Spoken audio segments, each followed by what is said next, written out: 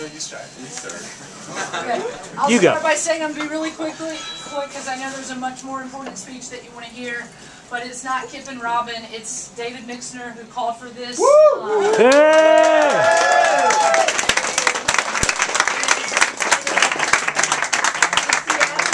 theadvocate.com that continued to spread that message. It's people like Nicole Murray Ramirez, who's not served on only this march, but the 4 previous marches as well.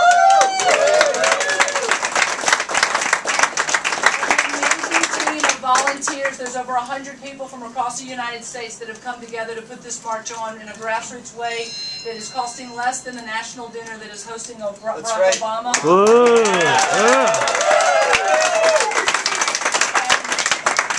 And it would not have been able to happen without the viral attempt by everyone in this room to make it what it is today. And no matter if we're the only ones standing on the mall tomorrow, it will be a success. Because we know that it shows us what happens when a committed group of people say that we're not going to take it anymore and we're going to fight back. That's right!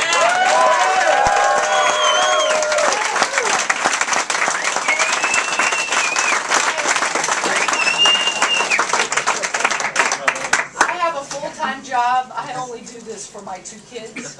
The person that has taken this on as a role that I worship because of his role in activism is Kip Williams, and he's the Executive Director of Equality Across America.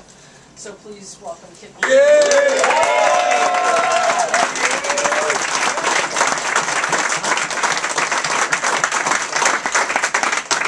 keep it short. I think it was. I think it's divine providence that we're all in this room because I think a text message accidentally went out to the whole world to invite people here. Mark, I'm really glad that we're here watching this together because I didn't come to DC to sit at a black tie dinner tonight that cost $1 million. I came here because I'm tired of being a second-class citizen, and tomorrow I'll see you on the streets. And that's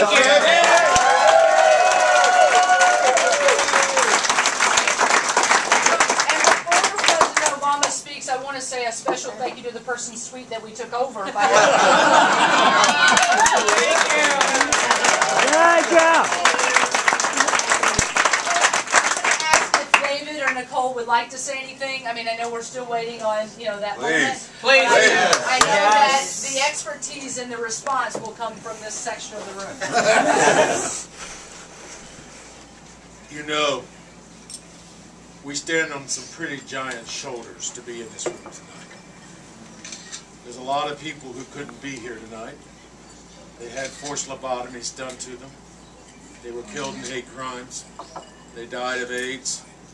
But they made it possible for all of us to be in this room tonight. And they'd want us to fight. And they'd want us to be free.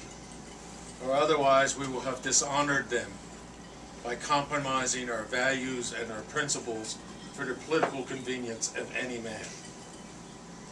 I supported Barack Obama. I worked very hard for him. I believe in him still in many ways. But I elected him not to wait for Congress to act, but to lead Congress. That's right. Right.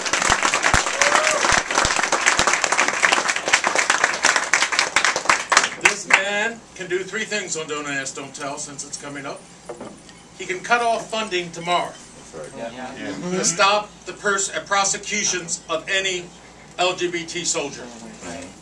If they don't have money to prosecute, they can't hold the trials.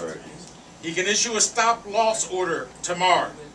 He has the power. Don't pass the buck. He can do it tomorrow, and not one LGBT soldier will be dismissed, and nor will our dignity be hurt.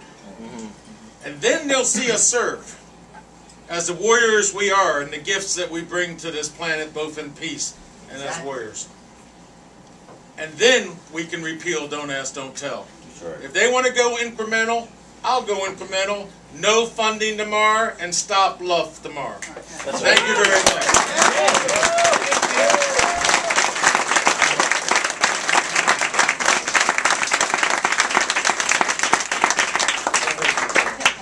You know, in the 5 marches that we have done, you're going to see in the rally something which none of the 5 marches has had. And that is the most diverse representation of our community. You will see more people of color. You will see more women, and most important of all, other than our allies who are important, you will see more young people. Yay!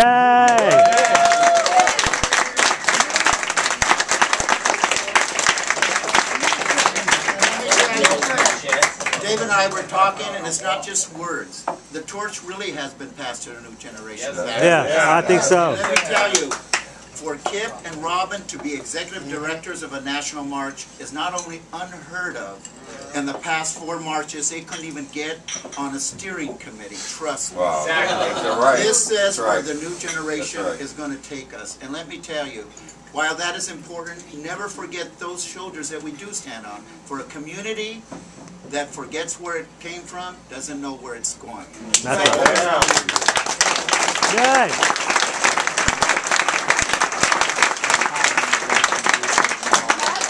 The last thing that I'd like to say is twofold. The first is that there are steering committee and executive committee members in this room, and I'm going to try to see them and point them out.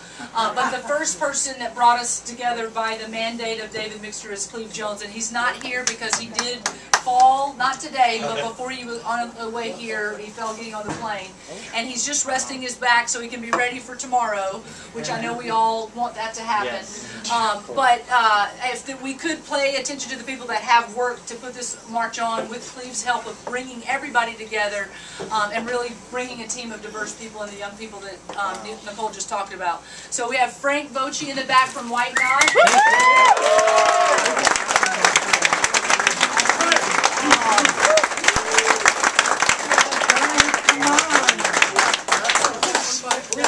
We have Mark Reed, who runs our website. Whoa, whoa, whoa! Oh, I like that one. And I wish I could tell you the stories behind each and every one of them, but every story. Dante is his partner, and he and Dante have taken on their entire company and all the resources to just do nothing but support the march.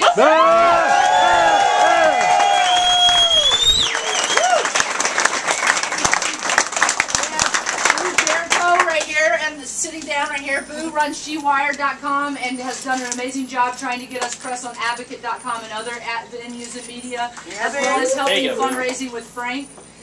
We have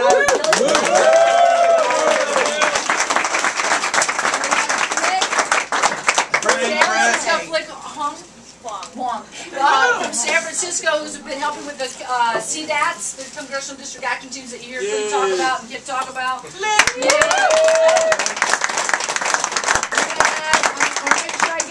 So raise your hand if you're over there and I can't see you. There's people's faces I don't see. And Jason right here, Jason Shackelford right here, who's been a wonderful ally, not only... Oh, wait. Oh, yeah. Jason,